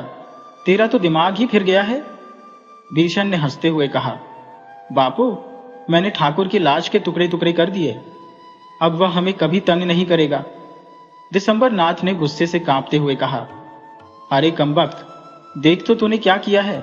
तूने अपने भाई मंगल को ठाकुर की लाश समझकर मार डाला है। भीषण के हाथ पांव सुन्न हो गए। वह कांपते हुए बोला, नहीं बापू, ये नहीं हो सकता। दरअसल भीषण पर ठाकुर की आत्मा का ऐसा खौफ सवार था कि उसने बिना देखे ही परछाई को मार दिया। जब दिसंबर नाथ ने सच्चाई बताई तो भीषण जमीन पर बैठकर पागलों की तरह रोने लगा। दिसंबर नाथ ने अपना सिर पकड़ लिया और बुदबुदाते हुए कहा, हे भगवान, ये सब क्या हो गया? मैंने ठाकुर की जमीन पर नजर डाली और यह सब हो गया। भीषण ने अचानक उठकर कहा, बापू, अब एक ही रास्ता बचा है, हमें ठाकुर की लाश को कब्र से निकालकर जला देना होगा, तभी यह सब खत्म होगा। दिसंबर नाथ ने धीरे से पूछा, तू क्या कह रहा है? भीषण ने गंभीरता से कहा, ठाकुर की लाश को आग के हवाले करना होगा और अब हमें यह काम करना ही पड़ेगा। सुबह होते ही दोनों ने मंगल की लाश को छिपा दिया और रात में खेत की ओर रवाना हो गए, जहां ठाकुर की लाश दफनाई गई थी। वहां पहुंचकर उन्होंने एक चिता बनाई और ठंडे दिल से चिता पर लाश रखने लगे। भीषण ने जमीन खोदनी शुरू की और जैसे ही ठाकुर की लाश बाहर आई, अचानक तेज आंधी चलने लगी। दिसंबर नाथ ने चौंक कर कहा, इतनी तेज आंधी कहां से आ गई? भीषण ने घबराते हुए जवाब दिया, बापू, ये आंधी केवल ठाकुर के आसपास ही क्यों चल रही है? तभी आंधी ने पंडित विश्वनाथ को घेर लिया और उनका शरीर सूखे पत्ते की तरह हवा में उड़ने लगा। पंडित का शरीर धीरे धीरे जलती चिता की ओर बढ़ता जा रहा था, जो कि उनके खुद के कर्मों से बनाई गई थी। विशंभर नाथ ने बेबस होकर चीखते हुए कहा, मिशन, मुझे बचाओ। लेकिन उसकी पुकार बेईमानी साबित हुई। जैसे ही पंडित का शरीर चिता में गिरा, चिता की आग भड़क उठी और वह आग की लपटों में समा गया। मिशन चाहकर भी अपने पिता को उस जलती हुई आग से बचा नहीं सका और कुछ ही पलों में विशंभर नाथ की देह चिता में जलकर खाक हो गई। भीषण, जिसे जैसे ही होश आया, वह कांपते हुए बोला, मुझे फौरन ठाकुर की लाश बाहर निकालकर आग को सुपुर्द कर देना चाहिए, वरना उसकी आत्मा मुझे भी जिंदा नहीं छोड़ेगी। ये कहते ही वह फावड़ा लेकर लौटा और जैसे ही पहला फावड़ा जमीन में मारा, आसपास का इलाका तेज रोशनी से भर गया। मिशन ने उस रोशनी की तरफ देखा तो वह चौंक गया। वहां शकुंतला देवी पुलिस के साथ पहुंच चुकी थी। उन्होंने विजयी अंदाज में मिशन की ओर इशारा करके कहा, यही पंडित जी का बेटा बिशन है? इंस्पेक्टर ने पूछा, ठाकुर साहब की लाश कहां दफनाई है? पुलिस ने बिशन को पकड़कर सवाल किया, पहले ये बताओ, ये जलती चिता किसकी है? भीषण घबराते हुए कांपने लगा, ये तो ठाकुर साहब की लाश को जलाने के लिए तैयार की गई थी। इंस्पेक्टर ने जमीन की ओर देखा और कहा, तो लाश यहीं कहीं दफन है? हवलदार को आदेश मिला, इस जगह को खोदो और लाश को अपने कब्जे में लो। जैसे ही खुदाई शुरू हुई, अचानक जीप में लगी चाबी खुद ब खुद घूमने लगी और जीप अपने आप चालू होकर मिशन की ओर भागने लगी। इंस्पेक्टर ने घबराते हुए चिल्लाया, बिशन, संभल के। लेकिन तब तक जीप ने बिशन को जोरदार टक्कर मारी, जिससे वह हवा में कई फीट ऊपर उछल गया और जमीन पर गिर पड़ा। जीप फिर से उसकी ओर लपकी और बिशन को उसके गर्दन के ऊपर से कुचलते हुए गुजर गई। वह मौके पर ही दम तोड़ गया। लोग हक्के बक्के होकर यह दृश्य देख रहे थे। कोई समझ नहीं पाया कि यह सब कैसे हुआ, लेकिन एक इंसान इस रहस्य को जानता था, भैरवनाथ। उसने गर्वित होकर कहा, पहली बार मैंने अपनी तांत्रिक शक्तियों का गलत इस्तेमाल किया, लेकिन संतुष्ट हो, क्योंकि मैंने इन्हें इंसानी दरिंदों से बदला लेने के लिए इस्तेमाल किया है। अब भैया की आत्मा को सुकून मिलेगा। ठाकुर वीर प्रताप सिंह की अस्थियां जमीन से निकाली गईं और उनका अंतिम संस्कार कर दिया गया। अंतिम संस्कार के बाद शकुंतला देवी ने आह भरते हुए कहा, झूठी प्रतिष्ठा और मर्यादा की रक्षा के लिए हमें अपनी जमीन बेचने तक की नौबत आ गई, जिसने कई बेगुनाहों का खून चूसा। अब मैंने फैसला किया है कि अपनी बेटी की शादी सादगी से करूंगी और यह जमीन गांव के गरीबों में बांट दूंगी। इंस्पेक्टर ने गहरी सांस लेते हुए कहा, अगर यह फैसला पहले लिया होता तो शायद इतनी जानें न जाती। शकुंतला देवी ने अपनी बेटी सोनम का विवाह सादगी से किया और पूरी जमीन गांव के गरीब परिवारों को खेती के लिए दे दी।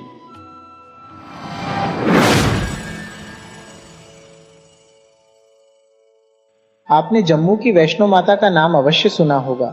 आज हम आपको इन्हीं की कहानी सुना रहे हैं, जो बरसों से जम्मू कश्मीर में सुनी व सुनाई जाती है। कटरा के करीब हंसाली ग्राम में माता के परम भक्त श्रीधर रहते थे। उनके यहाँ कोई संतान न थी। वे इस कारण बहुत दुखी रहते थे। एक दिन उन्होंने नवरात्रि पूजन के लिए कुंवारी कन्याओं को बुलवाया। माँ वैष्णो कन्या वेश में भी उन्हीं के बीच आ बैठी। अन्य कन्याएं तो चली गईं, किंतु माँ वैष्णो नहीं गईं। वह श्रीधर से बोली, सबको अपने घर भंडारे का निमंत्रण दे आओ। श्रीधर ने उस दिव्य कन्या की बात मान ली और आसपास के गांवों में भंडारे का संदेश पहुंचा दिया। लौटते समय गोरखनाथ व भैरवनाथ जी को भी उनके चेलों सहित न्योता दे दिया। सभी अतिथि हैरान थे कि आखिर कौन सी कन्या है जो इतने सारे लोगों को भोजन करवाना चाहती है। श्रीधर की कुटिया में बहुत से लोग बैठ गए। दिव्य कन्या ने एक विचित्र पात्र से भोजन परोसना आरंभ किया। जब कन्या भैरवनाथ के पास पहुंची तो वह बोले, मुझे तो मांस और मदिरा चाहिए, ब्राह्मण के भंडारे में यह सब नहीं मिलता। कन्या ने दृढ़ स्वर में उत्तर दिया। भैरवनाथ ने जिद पकड़ ली, किंतु माता उसकी चाल भांप गई थी। वह पवन का रूप धारण कर त्रिकूट पर्वत की ओर उड़ चली। भैरव ने उनका पीछा किया। माता के साथ उनका वीर लंगूर भी था। एक गुफा में मां शक्ति ने 9 माह तक तप किया। भैरव भी उनकी खोज में वहां आ पहुंचा। एक साधु ने उससे कहा, जिसे तू साधारण नारी समझता है वह तो महाशक्ति है। भैरव ने साधु की बात अनसुनी कर दी। माता गुफा की दूसरी ओर से मार्ग बनाकर बाहर निकल गईं। वह गुफा आज भी गर्भजून के नाम से जानी जाती है। देवी ने भैरव को लौटने की चेतावनी भी दी, किंतु वह नहीं माना। मां गुफा के भीतर चली गई। द्वार पर वीर लंगूर था। उसने भैरव से युद्ध किया। जब वीर लंगूर निढाल होने लगा तो माता वैष्णो ने चंडी का रूप धारण किया और भैरव का वध कर दिया। भैरव का सिर भैरव घाटी में जा गिरा। तब मां ने उसे वरदान दिया कि जो भी मेरे दर्शनों के पश्चात भैरव के दर्शन करेगा उसकी सभी मनोकामनाएं पूरी होंगी। आज भी प्रतिवर्ष लाखों श्रद्धालु माता वैष्णो के दर्शन करने आते हैं। गुफा में माता पिंडी रूप में विराजमान है। 7 राजकुमारों के लिए 7 वधुएं। कश्मीरी लोक कथा। एक बारात लंडौर बाजार रोड के साथ साथ अपने रास्ते पर घूम रही थी। सबसे पहले ढोल, तुरही और झांझ की गूंज के साथ बैंड आया। उसके बाद सड़क पर गाते नाचते हुए दूल्हे के मित्र और उसके बाद सफेद टट्टू पर बैठा दूल्हा स्वयं आया, जो विवाह की पोशाक में बहुत ही सजीला और सुंदर लग रहा था। वे वधू के घर, जहां समारोह होना था, और साक्षी निराश थी कि वह वधू को न हो देख सकी, क्योंकि वह जानना चाहती थी कि वह कैसी दिखती थी और उसने क्या पहना था। शशि, अनिल, मधु और विजय जावेद खान की दुकान की सीढ़ियों पर बैठे हुए बारात का गुजरना देख रहे थे। जल्दी ही कमल भी उनमें शामिल हो गया, जो वैवाहिक अतिथियों के पीछे टहलता हुआ यहां आया था। वहां बाहर ठंड में क्यों बैठे हो?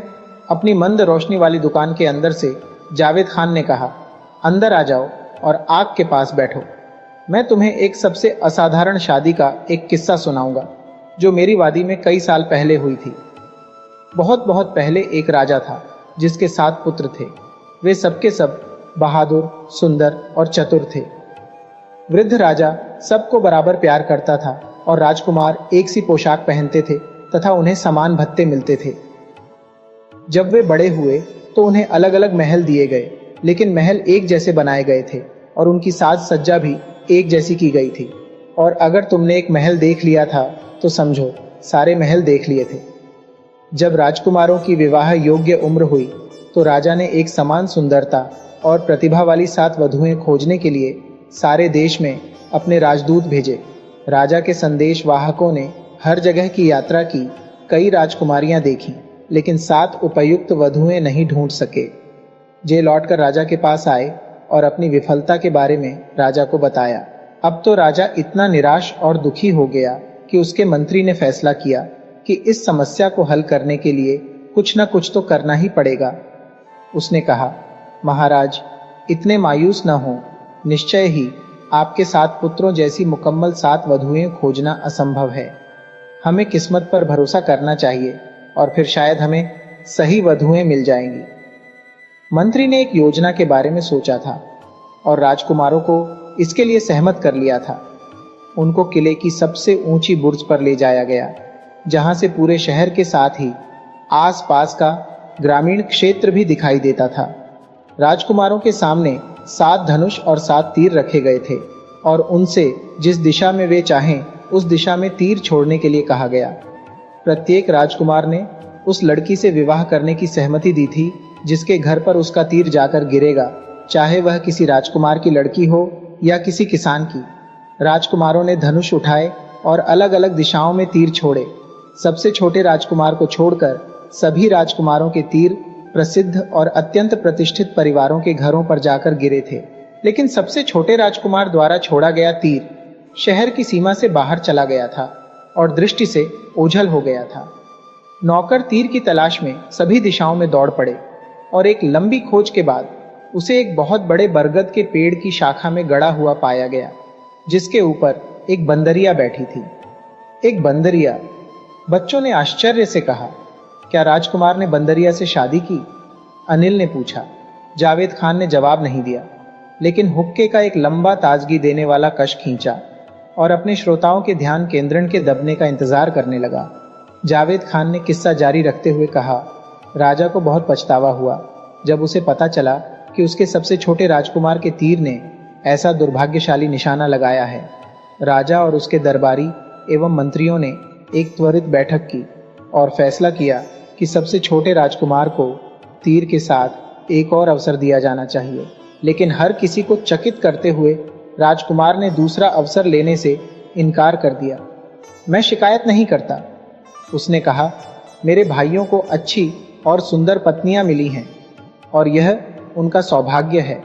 लेकिन मुझे वह कसम तोड़ने को मत कहो जो मैंने तीर चलाने से पहले ली थी। मैं जानता हूं कि मैं बंदरिया से विवाह नहीं कर सकता, लेकिन चूंकि मैं नहीं कर सकता, इसलिए मैं किसी से भी विवाह नहीं करूंगा।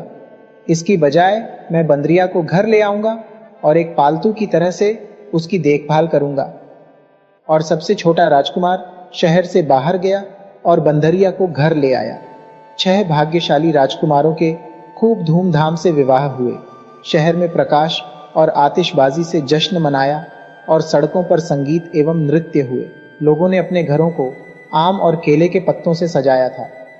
पूरे शहर में खुशी का माहौल था, सिवाय सबसे छोटे राजकुमार के घर के, जो बहुत अकेला और दुखी था। उसने अपनी बंदरिया के गले में हीरे का एक पट्टा डाला था और उसे मखमल की गद्दी वाली एक कुर्सी पर बिठाया था। राजकुमार ने कहा, ऐ बंदरिया, आज इस खुशी के दिन तुम भी उतनी ही अकेली हो जितना मैं हूं, लेकिन मैं यहां तुम्हारे ठहराव को खुशियों से भर दूंगा। क्या तुम्हें भूख लगी है? और उसने स्वादिष्ट आमों का एक कटोरा उसके सामने रख दिया तथा उसे उन्हें खाने के लिए राजी कर लिया। वह बंदरिया से बातें करने लगा और अधिकतर समय उसके साथ बिताने लगा। कुछ लोगों ने उसे मूर्ख या जिदूदी कहा, दूसरे सोचते थे कि वह थोड़ा सा पागल है। राजा ने अपने मंत्रियों और बेटों के साथ स्थिति पर चर्चा की और राजकुमार को फिर से होश में लाने और किसी उपयुक्त परिवार में उसका विवाह करने के लिए कोई न कोई रास्ता निकालने का निर्णय किया। लेकिन सबसे छोटे राजकुमार ने अपने पिता, भाइयों और मित्रों की सलाह व मनुहारों को सुनने से इनकार कर दिया। मैंने वचन दिया था, उसने उत्तर दिया, और मेरा वचन पहाड़ की तरह अटल है। महीनों गुजर गए पर राजकुमार ने अपना मन नहीं बदला। इसके बजाय ऐसा लगने लगा कि उसका बंदरिया के प्रति लगाव अधिक बढ़ गया था और उसे अक्सर महल के बागों में बंदरिया के साथ टहलते हुए देखा जाता था। अंत में राजा ने 7 राजकुमारों की एक बैठक बुलाई और कहा, मेरे बेटो, मैंने तुम्हें जीवन में खुशी खुशी व्यवस्थित होते देखा है। यहाँ तक कि तुम भी, मेरे सबसे छोटे बेटे, अपनी अजीब साथी के साथ खुश दिखाई देते हो। एक पिता की खुशी अपने बेटे बेटियों की खुशी में होती है। इसीलिए मैं अपनी बहुओं से मिलना चाहता हूँ और उनको उपहार देना चाहता हूँ। सबसे बड़े बेटे ने तुरंत अपने पिता को अपने घर भोजन पर निमंत्रित कर दिया और दूसरों ने भी निमंत्रण को दोहरा दिया। राजा ने सबसे छोटे बेटे के निमंत्रण सहित सबके निमंत्रणों को स्वीकार कर लिया। स्वागत बहुत भव्य हुए और राजा ने अपनी बधुओं को कीमती जवाहरात एवं महंगी पोशाकें उपहार में दी। अंत में राजा का स्वागत करने की सबसे छोटे बेटे की बारी आई। सबसे छोटा राजकुमार बहुत परेशान हुआ। वह उस घर में अपने पिता को कैसे आमंत्रित कर सकता था जिसमें वह एक बंदरिया के साथ रहता था। वह जानता था कि उसकी बंदरिया इलाके की अनेक बड़ी बड़ी महिलाओं से अधिक सौम्य और प्रिय है, और वह इस बात पर दृढ़ था कि वह उसे छुपाएगा नहीं, जैसे वह कोई शर्मिंदा होने वाली चीज हो। बाग में उसके साथ टहलते हुए उसने कहा, मुझे अब क्या करना चाहिए मेरी दोस्त? काश परेशानी की घड़ी में मुझे आराम राहत देने के लिए तुम्हारे पास जुबान होती। मेरे सभी भाइयों ने मेरे पिता को अपने घर और अपनी पत्नियां दिखाई हैं। मैं जब तुम्हें उनके सामने प्रस्तुत करूंगा तो सब मेरा मजाक उड़ाएंगे। जब भी राजकुमार ने उससे कुछ कहा था, बंदरिया हमेशा एक मूक और सहानुभूतिपूर्ण श्रोता रही थी। लेकिन अब उसने देखा कि वह अपने पंजों से उसके लिए कोई संकेत कर रही थी। उस पर झुकते हुए राजकुमार ने देखा कि उसके एक हाथ में मिट्टी के बर्तन का एक टुकड़ा था और वह उससे उसे लेने के लिए कह रही थी। राजकुमार ने उससे वह टूटा हुआ टुकड़ा ले लिया। उस पर सुंदर जनाना हस्तलेख में ये शब्द लिखे हुए थे, चिंता न करें राजकुमार, उस स्थान पर जाई जहां आपने मुझे पाया था। मिट्टी के बर्तन के इस टुकड़े को बरगद के पेड़ के खोखले तने में फेंक देना और किसी जवाब की प्रतीक्षा करना। राजकुमार पहले तो झिझका, लेकिन बाद में सोचा कि अपनी बंदरिया की बात मानने से उसकी समस्या और ज्यादा तो बिगड़ने वाली नहीं है। इसलिए मिट्टी के बर्तन का टूटा हुआ टुकड़ा लेकर वह शहर के बाहर गया और उस बरगद के पेड़ के पास पहुंचा। वह एक बहुत पुराना, सैकड़ों साल पुराना बरगद का पेड़ था। उसकी शाखाएं और जड़ें एक विस्तृत गोल घेरे में फैली हुई थीं और उसके पत्ते छोटे छोटे कुंजों का निर्माण कर रहे थे। उसका तना हालांकि अंदर से खोखला था, लेकिन बहुत बड़ा और मोटा था। उसके पास जाकर राजकुमार ने मिट्टी के बर्तन का वह टुकड़ा पेड़ के खोखले तने में फेंक दिया और यह देखने के लिए इंतजार करने लगा कि क्या होता है। उसे ज्यादा देर तक इंतजार नहीं करना पड़ा। कुछ ही पलों के बाद हरे रंग की पोशाक पहने एक सुंदर लड़की तने से निकलकर बाहर आई और राजकुमार से अपने पीछे आने के लिए कहा। उसने राजकुमार को बताया कि उसकी राजकुमारी, परियों की रानी, उससे व्यक्तिगत रूप में मिलना चाहती थी। राजकुमार पेड़ पर चढ़ा और खोखले तने में प्रवेश कर गया और थोड़ी देर अंधेरे में टटोलकर चलने के बाद अचानक वह आंखें चौंधिया देने वाले आश्चर्यजनक बाग में पहुंचा, जिसके अंत में एक आकर्षक महल खड़ा हुआ था। ऊंचे ऊंचे सूरजमुखी के फूलों से बाग की सीमा बनी हुई थी। फूलों के बीच में एक मधुर सुगंध वाली जलधारा बह रही थी और जलधारा के तले में कंकरों की जगह माणिक, हीरे व नीलम थे। यहाँ तक कि इस दुनिया में फैला प्रकाश भी उसकी अपनी दुनिया से ज्यादा गर्म और मृदु था। उसे सोने की सीढ़ियों से चांदी के एक फव्वारे के पीछे और इंद्रधनुषी सीपियों से बने महल के दुवारों में से ले जाया गया। लेकिन जिस कमरे में उसे ले जाया गया था, उस कमरे का वैभव परियों की उस राजकुमारी के अतुल्य सौंदर्य के आगे फीका पड़ गया था, जो उसके सामने खड़ी थी। हाँ राजकुमार, आपका संदेश मैं जानती हूँ, उसने कहा। चिंतित न हो, लेकिन घर जाए और कल शाम को अपने पिता महाराज तथा अन्य शाही मेहमानों के स्वागत की तैयारी करें। मेरे सेवक सब कुछ संभाल लेंगे।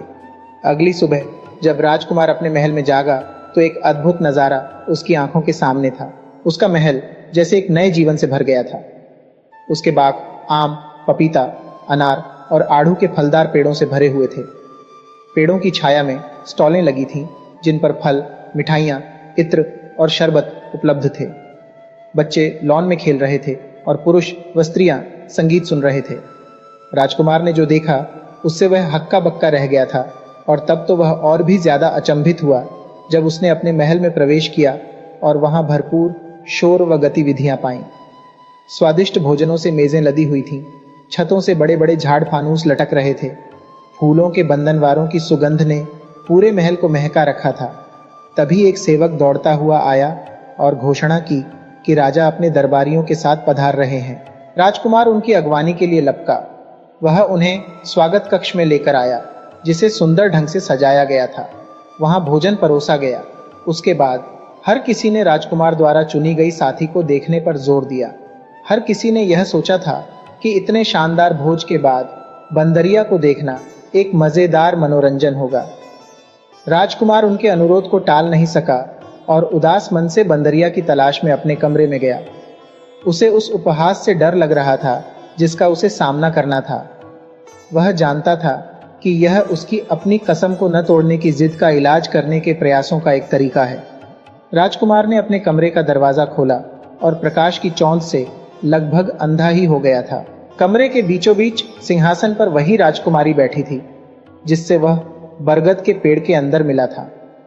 हाँ आइए राजकुमार, राजकुमारी ने कहा, क्योंकि मैंने आपको पिछली बार अपने महल में देखा था, तब से मैं आपके सिवाय कुछ भी नहीं सोच सकी हूं। मैंने बंदरिया को दूर भेज दिया है और आपको अपने हाथ की पेशकश करने के लिए आई हूं। यह सुनकर कि उसकी पालतू बंदरिया चली गई है, उसके आंसू फूट पड़े और उसने गुस्से में कहा, यह तुमने क्या कर दिया है? तुम्हारी सुंदरता मेरी मित्र की क्षतिपूर्ति नहीं कर पाएगी। तब राजकुमारी ने मुस्कुराते हुए कहा, अगर मेरा सौंदर्य आपको प्रभावित नहीं करता है तो मेरे आभार के कारण मेरा हाथ थाम लीजिए। देखिए, मैंने आपके पिताजी और भाइयों के लिए इस दावत को तैयार करने में कितना परिश्रम किया है। मेरे पति बन जाइए। दुनिया की सारी दौलत और खुशियां आपके कदमों में होंगी। राजकुमार क्रोधित था। मैंने इस सब के लिए तुमसे कभी नहीं कहा था और न ही मैं यह जानता हूं कि मुझे मेरी बंदरिया से महरूम करने के पीछे क्या चाल है। उसे मेरे पास वापस लाओ, मैं तुम्हारा दास बन जाऊंगा। फिर राजकुमारी ने सिंहासन छोड़ दिया और राजकुमार का हाथ पकड़कर बड़े प्रेम और सम्मान के साथ उससे बोली, आप मुझ में अपनी मित्र और साथी को देखिए। मैंने आपके विश्वास और निष्ठा की परीक्षा लेने के लिए ही बंदरिया का रूप रखा था। देखिए, मेरी बंदरिया की खाल उस कोने में पड़ी है। राजकुमार ने देखा कि कमरे के एक कोने में बंदरिया की खाल पड़ी हुई थी। वह और राजकुमारी दोनों सिंहासन पर बैठे और जब राजकुमारी ने कहा, उठो उठो उठो, तभी सिंहासन हवा में ऊपर उठा और तैरता हुआ उस हॉल में पहुंचा जहां अतिथि एकत्र हुए थे। राजकुमार ने राजकुमारी को अपने पिता के सामने प्रस्तुत किया। तुम राजा और अतिथियों के आश्चर्य का अनुमान लगा सकते हो जो वहां मेजबान के रूप में एक बंदरिया को देखने के लिए आए थे। राजा ने अपनी नई पुत्र बधू को अनेक उपहार दिए और जल्दी ही पूरे इलाके में लोग राजकुमार और उसकी सुंदर रानी की प्रशंसा करने लगे। लेकिन ऐसे शानदार लोगों की खुशी का वर्णन करने वाला मैं कौन होता हूँ?